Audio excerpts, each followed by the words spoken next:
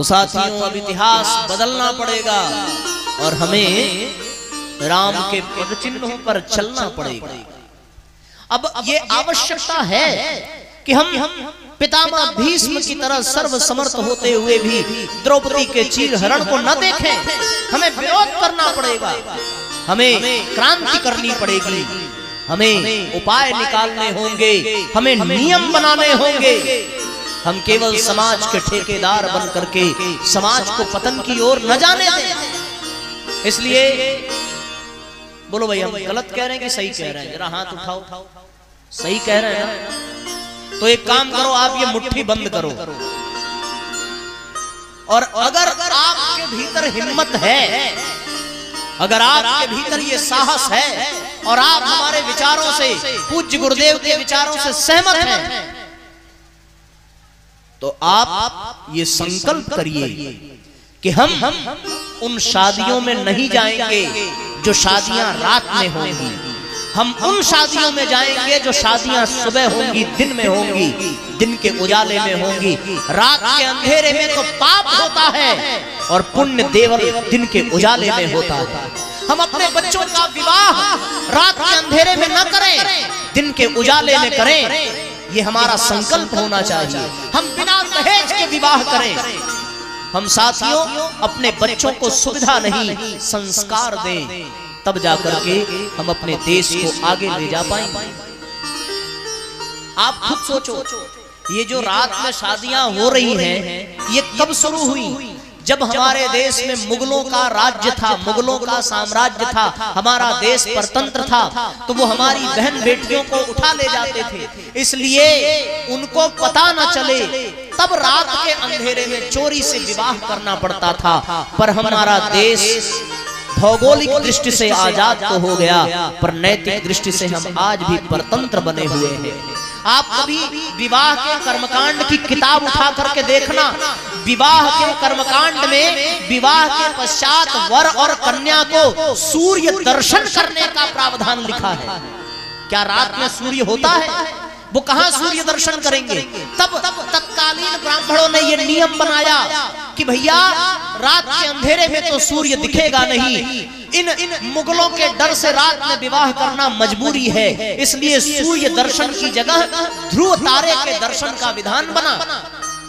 लेकिन अब तो समय आ गया है, अब तो राम राज्य की स्थापना होने जा रही है, अब तो राम मंदिर बनने जा रहा है। यदि अब भी हमने रात में विवाह किया तो हम भगवान को क्या मुंह दिखाएंगे, हम राम को क्या मुंह दिखाएंगे?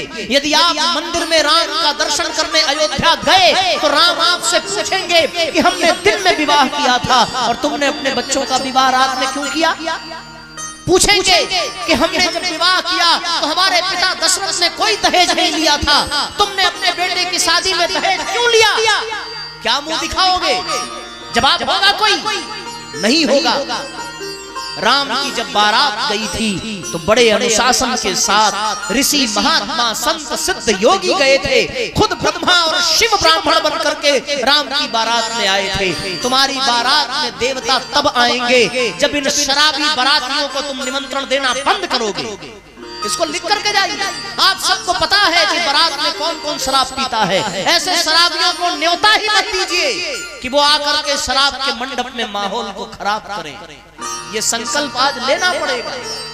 और यदि ये संकल्प लेने का साहस नहीं है तो मैं मुक्त कंठ से कहता हूँ, यदि बुरा लगे तो मुझे क्षमा करना साथियों, पर मैं दावे के साथ कहता हूँ, यदि ये साहस आप में नहीं है कि हम शराबियों को निमंत्रण नहीं देंगे, यदि ये साहस आप में नहीं है कि हम रात्रि में विवाह नहीं करेंगे, यदि ये साहस आप में नहीं है कि हम दहेज के बिना विवाह नहीं करेंगे, तो मैं आपसे कहता हूँ फिर आपको इस कथा में बैठने का भी कोई अधिकार नहीं है।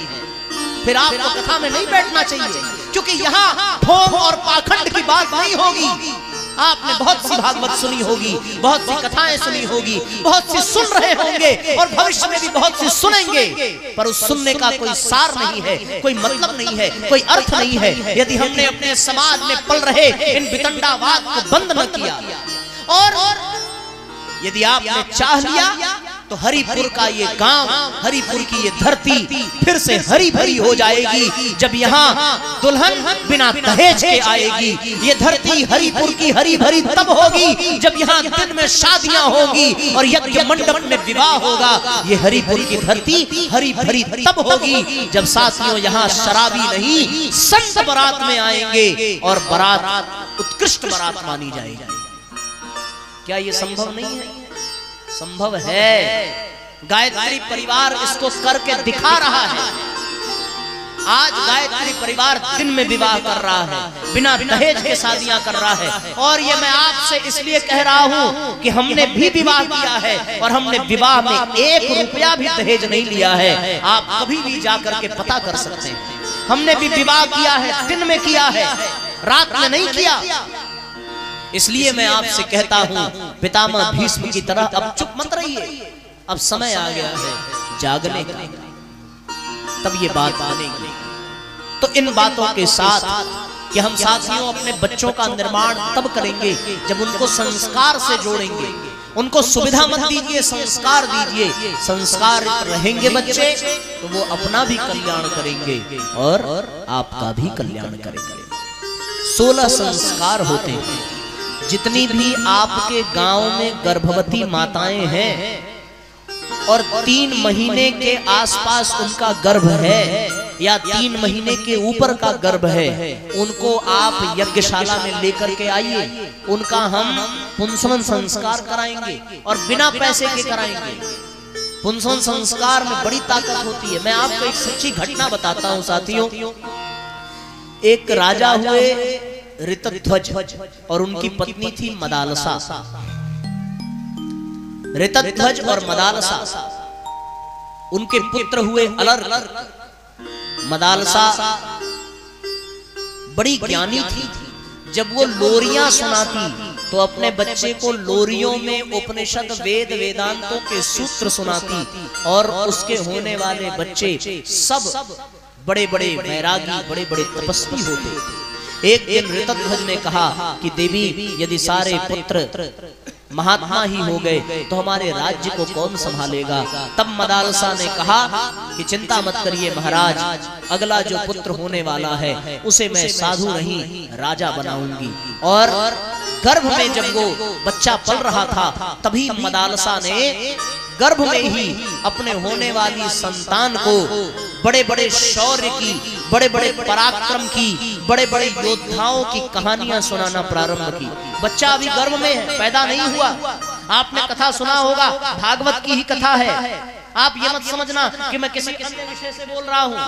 भागवत की ही कथा, विषयांतर नहीं है। भागवत में ही अभिमन्यु की कथा आती है कि जब अभिमन्यु अपने माँ के गर्भ में थे तब अर्जुन ने उनको चक्रव्यूह वेधन की कथा सुनाई थी और गर्भ में ही अभिमन्यु ने उसे सुना था।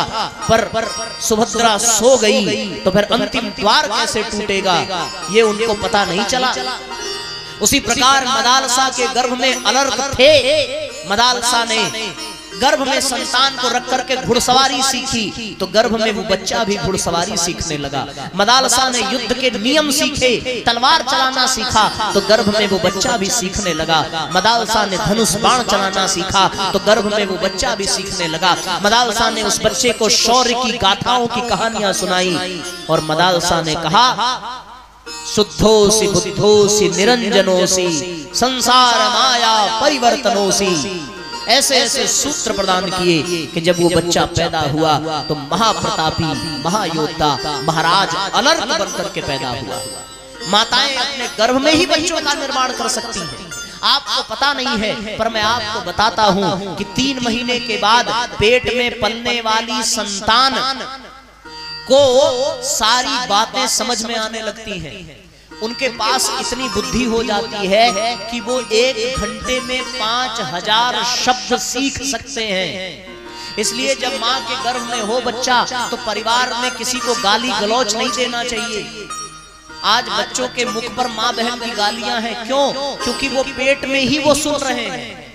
अगर वो पेट में पलने वाले बच्चे गायत्री मंत्र सुनते, राम कथा की चौपाइयां सुनते, भागवत के सूत्र सुनते तो फिर वो वही सुन करके पैदा होते और वही गुनगुनाते। एक और घटना मैं आपको बताता हूं साथियों। एक राजा हुए गाधीक राजा, और उनकी पत्नी थी, पुत्री थी सत्यवती। बड़ी विशेष बात कि गाधीक राजा की जो पुत्री थी सत्यवती, और उनका विवाह हुआ ऋचिक ऋषि से।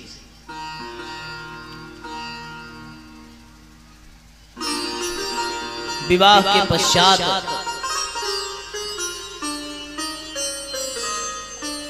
एक ऐसा संयोग बना कि उनकी पत्नी भी गर्भवती हुई और उनकी पुत्री भी गर्भवती हुई। दोनों जब गर्भवती हुई तो मां और पुत्री दोनों ऋचिक ऋषि के पास गई। ऋचिक ऋषि यानी गाधीक राजा के दामाद, यानी उनकी सास भी ऋचिक ऋषि के पास गई और उनकी पुत्री जो ऋचिक ऋषि की पत्नी है वो भी उनके पास गई। दोनों के गर्भ था, दोनों का पुंसवन संस्कार कराया। पुंसवन संस्कार में खीर प्रसाद बना करके गर्भवती महिला को खिलाया जाता है। ऋचिक ऋषि ने यज्ञ किया। यज्ञ करने के बाद यज्ञ भगवान से खीर को प्रसाद रूप में पाया। एक खीर में ब्राह्मण के संस्कार के मंत्र पढ़े और दूसरे खीर में क्षत्रियों के संस्कार के मंत्र पढ़े।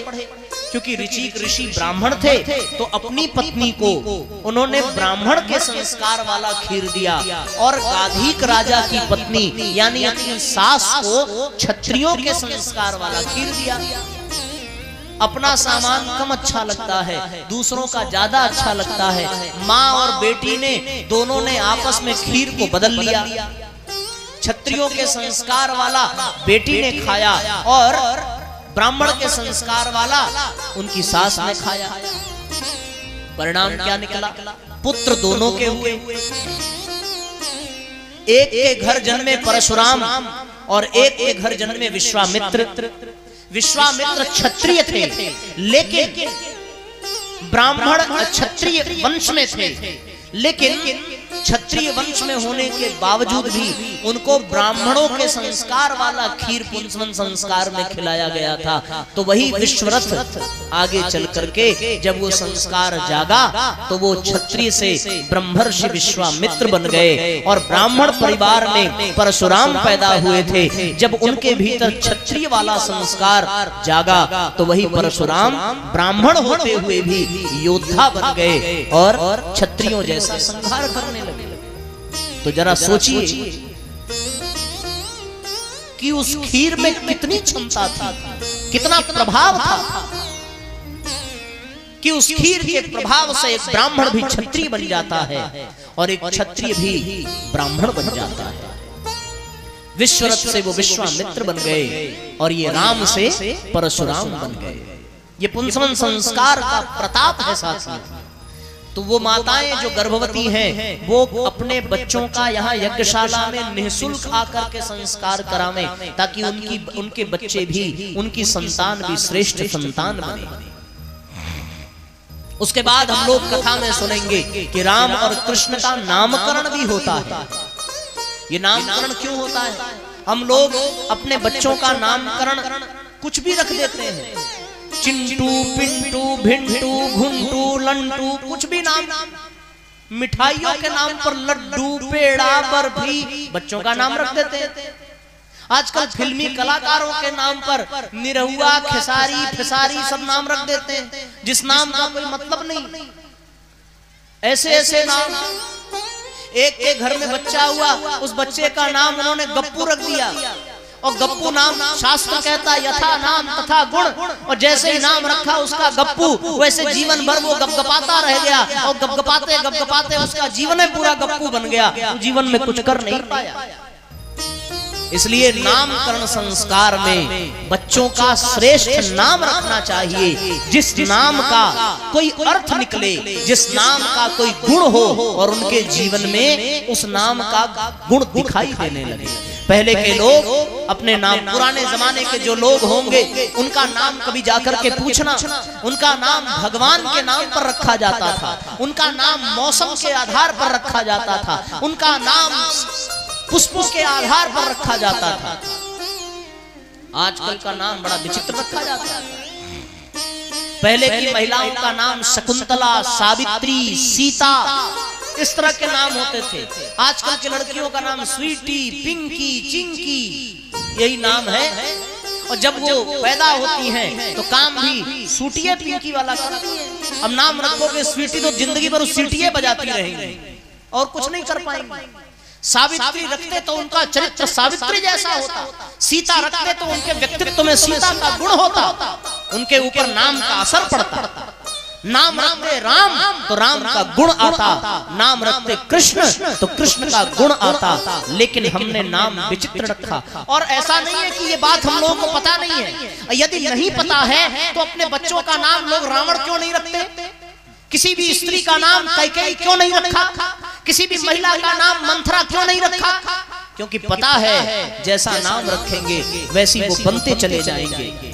तो नामकरण संस्कार, जिनके बच्चों का फालतू नाम रखा गया है वो अपने बच्चों को लेकर के आइए और यहाँ ला करके उनका नामकरण कराइए। हम उनके जन्म के अनुसार, उनकी कुंडली के आधार पर उनको नया नाम देंगे, वो नाम जो उनके जीवन में प्रभाव पैदा करे और वो अपने नाम के अनुसार जीवन जिए। ये जान भैया, हमारे जो ये सब लोग बैठे हुए हैं, आप लोग इनका कभी नाम पूछना, सबका नाम देवताओं के आधार पर रखा गया है। हमारे भैया तबले वाले, इनका नाम धनंजय है। धनंजय कौन? अर्जुन का नाम धनंजय था। हमारे बगल में जो हमारे आचार्य जी बैठे, इनका नाम श्रवण है। श्रवण जैसा व्यक्तित्व होगा। हमारे जो भैया बैठे, इनका नाम शिव कुमार है। शिव कुमार गणेश जी का नाम था। गणेश जैसी ऊंची नाक वाले, गणेश जैसे विशाल हृदय वाले, गणेश जैसे पिता के आज्ञाकारी, नाम का प्रभाव पड़ता है। भैया का नाम हमारे रविकांत है। रविकांत सूर्य को कहते हैं, सूर्य जैसी प्रखरता, सूर्य जैसी तेजस्विता। हमारे भैया का आचार्य जी का नाम शशि है। शशि यानी चंद्रमा, चंद्रमा जैसी शालीनता, चंद्रमा जैसी शीतलता। और हमारा नाम तो आप पूछो ही मत, क्योंकि हमारा नाम आप अगर जान गए तो दंडवत नाम करेंगे। मैं आपको सत्य कहता हूँ। पता है कि हमारा नाम, हमारे घर का नाम ही बड़ा खतरनाक है। हमारे घर का नाम है भोले, यानी भगवान शिव के आधार पर हमारे दादा दादी ने हमारा नाम रखा। ऐसे बच्चों का नाम रखना चाहिए। हम लोग भैया मध्य प्रदेश की एक कथा में गए थे, अरे देखो एक नाम और है मोतीलाल। भैया का कितना सुंदर नाम है। मोती बहुमूल्य रत्न होता है तो जीवन भी इतना ऐसे शानदार बनेगा। तो मोतीलाल जी भाई साहब हम लोग मध्य प्रदेश में कथा करने गए थे, तो जो आयोजक थे हमने उनसे उनका नाम पूछा तो उन्होंने कहा कि हमारा नाम महाराज जी मत पूछिए। हमने कहा क्यों? बोले हमारा नाम पूछेंगे तो मुंह में पानी आ जाएगा। तो हम सोचने लगे कि ऐसा क्या नाम है इनका कि मुंह में पानी आ जाएगा। तो हमने कहा कि आने दीजिए भाई साहब, हम पानी रोक लेंगे, लेकिन आप अपना नाम बताइए। तो बड़े मुस्कुरा करके बड़े धीरे से बोले कि हम आज नहीं, आपको कल बताएंगे। तो हम बोले कल तक इंतजार कर लेते हैं। और सवेरे वो नाश्ता जब लेकर के आए और उस नाश्ता में बढ़िया बढ़िया जलेबी लेकर के आए और दोने में हमको जलेबी पकड़ाई और हमसे कहने लगे कि हमारा नाम यही है। हमने कहा क्या? बोले जलेबी लाल। हम कहे सरकार मुंह में पानी आ गया। क्या नाम आपका रखा? आपके भीतर तो जलेबी जैसी मिठास है, लेकिन व्यक्तित्व तो जलेबी जैसा टेढ़ा नहीं होना चाहिए। तो मुस्कुराने लगे कि क्या करें, जब हम पैदा हुए तो हमारी माँ को जलेबी खाने की इच्छा हुई, बस पिताजी हमारा नाम है जलेबी लाल रख दिया। अब ऐसे ऐसे लोगों का नाम रखा। आदमी सांवला हुआ तो उनका नाम कल्लू रख दिए, आदमी गोरा हुआ तो उनका नाम गोरकी रख दिए। ऐसे ऐसे नाम आप मत रखिए। जिन जिन लोगों को अपने बच्चों का नाम सुधारना है वो हमारे यहाँ आचार्य जी लोग बैठे हैं, मोतीलाल जी, अपना नाम लिखवाइए यहाँ पर और आकर के यज्ञशाला में नामकरण संस्कार कराइए। क्या सामान लगेगा आप इनसे पूछ लीजिएगा, हमसे पूछ लीजिएगा। बच्चों का नामकरण कराइए। जो माताएं गर्भवती हैं वो पुंसवन संस्कार करावें। और ध्यान रखना अन्नप्राशन संस्कार भी बच्चों का होता है। अन्नप्राशन संस्कार, अन्नप्राशन में पहली बार अन्न खिलाया जाता है। जिनका अन्नप्राशन संस्कार नहीं होता वो लोग वैसा अन्न खाते हैं जो नहीं खाना चाहिए, मांस भक्षी होते हैं जिनका अन्नप्राशन संस्कार नहीं होता। जिन बच्चों का पढ़ने में मन नहीं लगता उनको विद्यारंभ संस्कार कराना चाहिए। जिनका बच्चा उद्दंड है, अहंकारी है, उनको यज्ञोपवीत संस्कार कराना चाहिए। जो अपने जीवन में आगे बढ़ना चाहते हैं उनको दीक्षा संस्कार कराना चाहिए। संस्कार साथियों बहुत आवश्यक है। आप समझ रहे हो ना हम क्या कह रहे हैं? बात समझ में आ रही है? सिर के ऊपर से तो नहीं जा रहा है, क्लियर हो रहा है ना? देखो, संस्कार कराना इसलिए आवश्यक है कि 84 लाख योनियों में जीवात्मा भटकते भटकते मनुष्य शरीर पाता है। तो साथियों 84 लाख योनियों में भटकते भटकते हम लोग मनुष्य बनते हैं। बातचीत न करें। अब एक काम सुनिएगा, किसी को पता तो है नहीं कि पिछले जन्म में वो क्या था, जानकारी है? नहीं। लेकिन हम आपको आज एक सूत्र बता रहे हैं जिसको यदि आपने ध्यान से सुन लिया तो आपको पता चल जाएगा कि पिछले जन्म में आप कौन थे। पता चल जानना है पिछले जन्म में आप कौन थे, ये जानना है। किसको किसको जानना है? हाथ उठाओ जरा। वाह, इस जन्म में पता नहीं है कि आप कौन हैं और पिछले जन्म का जानना है तो सुनिए, अब बता ही देते हैं, पर ध्यान रहे। ये सब हम कथाओं में बताते नहीं है, लेकिन आपके ऊपर हम बहुत प्रसन्न हैं। आप बहुत अच्छे श्रोता हैं, समय से आ जाते हैं, समय से सुनते हैं और शांति से सुनते हैं। इसलिए हम आपको आज एक रहस्य बता रहे हैं कि आप पिछले जन्म में कौन थे। देखो, मनुष्य अन्य अन्य योनियों में होते हुए मनुष्य बनता है। सर्प का स्वभाव है क्रोध करना। सांप को आपने देखा होगा, हमेशा फुफकारता रहता है, हमेशा क्रोध करता रहता है। कुत्ते का स्वभाव है भौंकना। बैल का स्वभाव है मेहनत करना, खटना। गधे का स्वभाव है बिना दिमाग लगाए परिश्रम करना। लोमड़ी का स्वभाव है लालच। कौवे का स्वभाव है कर्कशता। कोयल का स्वभाव है मीठापन। गाय का स्वभाव है वात्सल्य, ममता, स्नेह। सिंह का स्वभाव है हिंसा। बंदर का स्वभाव है चंचलता। तोते का स्वभाव है बोलना, अधिक बोलना, टर टर बोलते रहना। ठीक है ना? समझ में आ रही है? ये पशुओं का स्वभाव है। जब हम इन पशु योनियों में रहते हैं, अब जैसे कोई अगर सर्प बना होगा तो सर्प की आयु 100 साल से अधिक बताई जाती है। इसका मतलब वो 100 साल तक सर्प की तरह क्रोध करने का अभ्यास किया होगा।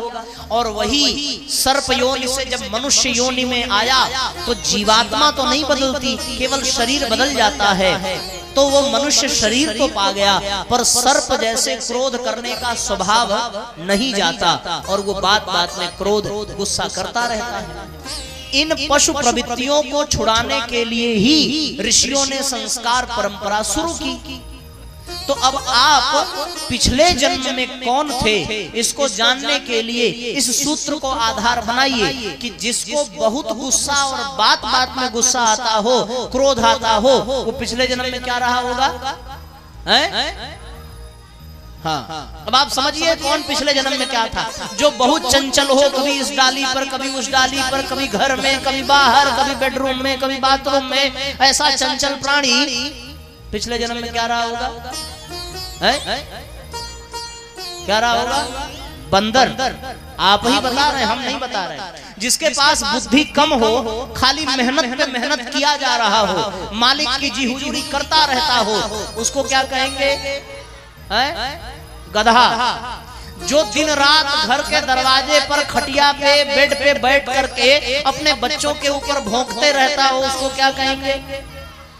पिछले जन्म में क्या रहा होगा? जिसके मन में बहुत लालच हो, वो पिछले जन्म में कौन रही होगी? लोमड़ी जिसके हृदय में स्नेह हो, प्रेम हो, वात्सल्य हो, वो पिछले जन्म में क्या रही होगी? गाय। और जो बहुत हिंसक प्रवृत्ति का हो, मारता हो, पीटता हो, डांटता हो, वो पिछले जन्म में क्या रहा होगा? शेर। और जो बहुत कर्कश स्वभाव का हो, हमेशा शब्द बोलता हो, वो पिछले जन्म में क्या रहा होगा? कौआ। और जो बहुत मीठा बोलता हो, बहुत मुस्कुरा के बोलता हो, पिछले जन्म में क्या रहा होगा? कोयल। और एक बात बताएं, जो बात बात में घबरा करके और दुम दबा करके और बड़ी जोर से भागता हो, और जब पीछे कुत्ते पड़ जाएं तो गिरते ही हुआ हुआ करने लगता हो, पिछले जन्म में क्या रहा होगा? सियार। तो अब आप अपने अपने प्रवृत्ति और गुणों के आधार पर पहचान लीजिए कि आप पिछले जन्म में क्या रहे होंगे। जानना है ना आप लोगों को? अगर खुद को न पहचान सकें तो अपने पड़ोसी से पूछ लेना कि भैया हमारा स्वभाव देख करके आपको क्या लगता है कि हम पिछले जन्म में क्या रहे होंगे? बशर्ते दूर रह करके बताना साथियों, क्योंकि अगर आप कह दिए पिछले जन्म में तुम गदही रही होगी, तब पकड़ के इतना मारेगी कि जिंदगी संकट में आ जाएगी। इसलिए अभी कथा में न कोई पूछेगा न कोई बताएगा, जब अपने अपने घर जाइएगा तो फिर पूछिएगा और दूर रह करके बताइएगा, ताकि यदि बात न पचे तो आदमी को भागने का अवसर मिल जाए। तो ये ज्ञान हम हर कथा में नहीं देते। आप हमारे बड़े आत्मीय हैं, प्रिय हैं, तो आज हमने आपको ये ज्ञान दिया कि आप अपने पिछले जन्म को जान सकते हैं कि आप पिछले जन्म में क्या क्या। बात समझ में आ रही है ना? जो शराब पीता हो, जो गुटखा खाता हो, जो दारू पीता हो, जो सिगरेट पीता हो, जो बीड़ी पीता हो, ये सब अभक्ष भोजन पशु प्रवृत्तियों के ही हैं। इन सब नशा करने वाले, सब व्यसन करने वाले, सब व्यभिचार करने वालों को पिछले जन्म में मत समझना कि ये मनुष्य थे, क्योंकि मनुष्य पिछले जन्म में रहा होता तो वो कभी नशा नहीं करता, कभी क्रोध नहीं करता, कभी ईर्ष्या नहीं करता, कभी द्वेष नहीं करता, दूसरों के हिस्से को लूटता नहीं। इन पशु प्रवृत्तियों को मिटाने के लिए भैया संस्कार कराना पड़ता है, और जब ये संस्कार हो जाएं तब जीवन में निर्माण होता है। और जब जीवन में निर्माण हो जाए तो जीवन दशरथ और कौशल्या जैसा बनता है, और जब जीवन दशरथ और कौशल्या जैसा बने तब जीवन में राम और कृष्ण का आगमन होता है, और तब ये कथा सुनना सार्थक, तब संस्कार कराना सार्थक, तब जीवन को धन्य बनाना सार्थक, और फिर हमारे समाज में निहाल बच्चों के रूप में ये श्रेष्ठ संतानें ही खेलती। इसलिए साथियों, हम सबको संस्कार परंपरा से जुड़ना चाहिए। परम पूज्य गुरुदेव का संदेश कि फिर से हम संस्कार परंपरा से जुड़ें, अपने बच्चों का अपना संस्कार करावें, तब जाकर के जीवन में आनंद आएगा। जब हमारे संस्कार होंगे तो हम बिना दहेज के विवाह करेंगे। जब हमारे संस्कार होंगे तो हम किसी स्त्री पर कुदृष्टि नहीं डालेंगे। जब हमारे संस्कार होंगे तो हमारा चिंतन, हमारा चरित्र श्रेष्ठ बनेगा, और जब हम श्रेष्ठ बनेंगे तो हमारे जीवन में श्रेष्ठ संतानें, श्रेष्ठ आत्माएं आएंगी, और श्रेष्ठ आत्माओं से ये धरती फिर से भर जाएगी। फिर से इस धरती पर स्वर्गीय वातावरण होगा, मनुष्य में देवत्व जागेगा, पशुता मिटती चली जाएगी, और जब देवत्व जागेगा तो रामत्व, कृष्णत्व का भी जागरण होगा। फिर से ये भारत जगत गुरु बनता चला जाएगा। फिर से संस्कार परिपाटी घर घर जाए मनाई, गुरुग्राम की पावन माटी यही संदेशा लाई, यही संदेशा लाई।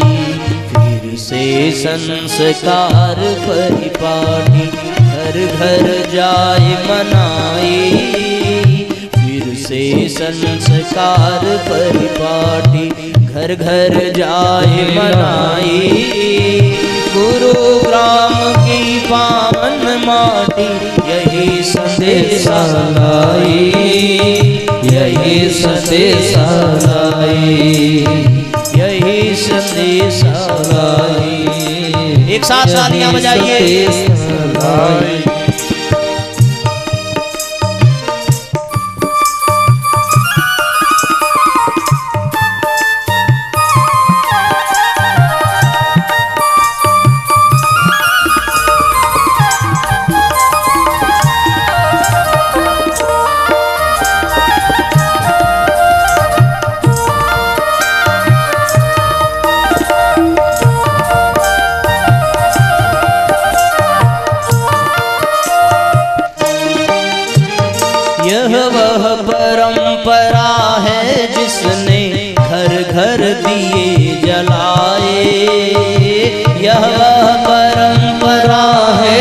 जिसने घर घर दिए जलाए। 16 संस्कारों के द्वारा वीर रत्न उपजाए। 16 संस्कारों के द्वारा वीर रत्न उपजाए। ध्रुव प्रहलाद राम लक्ष्मण सब इसी ज्योति के जाए। ध्रुव प्रहलाद राम लक्ष्मण सब इसी ज्योति के जाए। भरत शत्रुघ्न और अभिमन्यु इसी ज्योति से पाए। भरत शत्रुघ्न और अभिमन्यु इसी ज्योति से पाए। नवनिहाल बच्चों की फिर से नवनिहाल बच्चों की फिर से इस विधि करो गढ़ाई। फिर से संस्कार परिपाटी घर घर जाए मनाई। घर घर जाए मनाई। जय हो। संस्कार से ही राम लक्ष्मण ध्रुव प्रहलाद भरत शत्रुघ्न घर में आते हैं और घर में देवत्व का वातावरण होता है।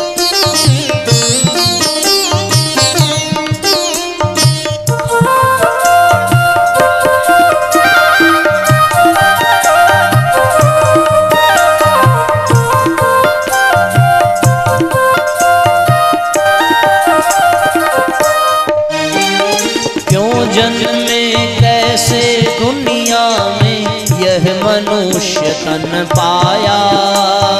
क्यों जन्मे कैसे दुनिया में यह मनुष्य तन पाया। माता पिता बांधवों तक ने कुछ भी नहीं बताया। माता पिता बांधवों तक ने कुछ भी नहीं बताया। ऋषियों ने था पहले से ही ऐसा चक्र चलाया। ऋषियों ने था पहले से ही ऐसा चक्र चलाया। जन्म मरण मरणोत्तर जीवन का रहस्य समझाया। जन्म मरण मरणोत्तर जीवन का रहस्य समझाया। का रहस्य समझाया। नामकरण यज्ञोपवीत तत् हो। नामकरण यज्ञोपवीत तत् सबकी विधि बतलाई। नामकरण यज्ञोपवीत तत् सबकी विधि बतलाई। गुरुग्राम की पावन माटी यही संदेशा लाई। यही संदेशा लाए। यही संदेशा लाए।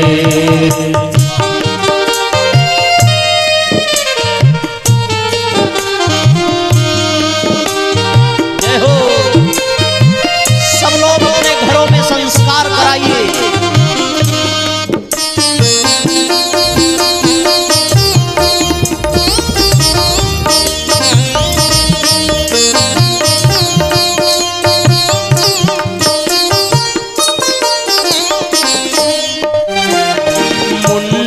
विद्यारंभ अन्नप्राशन जो है करवाते। मुंडन विद्यारंभ अन्नप्राशन जो है करवाते।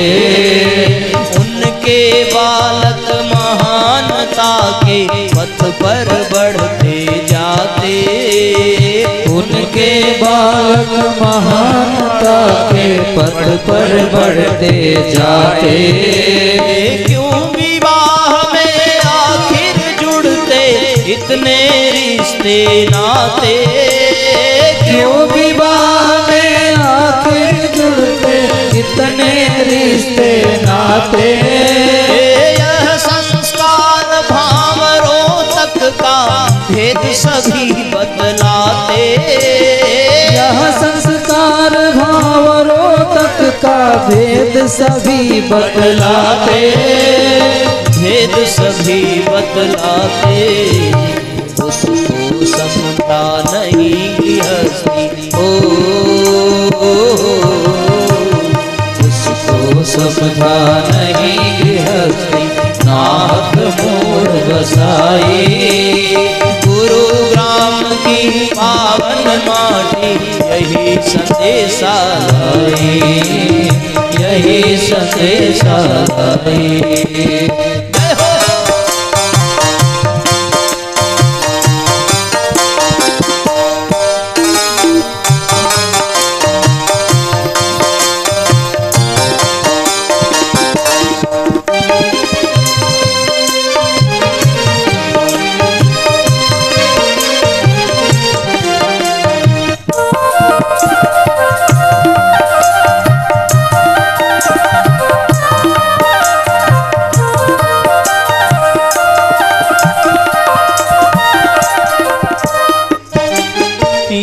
मनुष्य तन है अमूल्य, मत समझो इसको माटी। यह मनुष्य तन है अमूल्य, मत समझो इसको माटी। जिसने समझा नहीं उसे तो निपट मौत की घाटी। जिसने समझा नहीं उसे तो निपट मौत की घाटी। ज्ञानी सोच समझ कर काटे, मूर्ख रो रो काटी। ज्ञानी सोच समझ कर काटे, मूर्ख रो रो काटी। संस्कार हंस हंस कर जीवन जीने की परिपाटी। संस्कार हंस हंस कर जीवन जीने की परिपाटी। जीने की परिपाटी। परंपरा यह अति महान है, परंपरा यह अति महान है, जाए नहीं भुलाई। गुरुग्राम की पावन माटी यही संदेश लाई, यही संदेश लाई। गुरुग्राम की पावन माटी यही संदेश लाई, यही संदेश लाई। फिर से संस्कार परिपाटी घर घर जाए मनाई। फिर से संस्कार परिपाटी घर घर जाए मनाई। गुरुग्राम की पावन माटी यही संदेश लाई, यही संदेश लाई, यही संदेश लाई, यही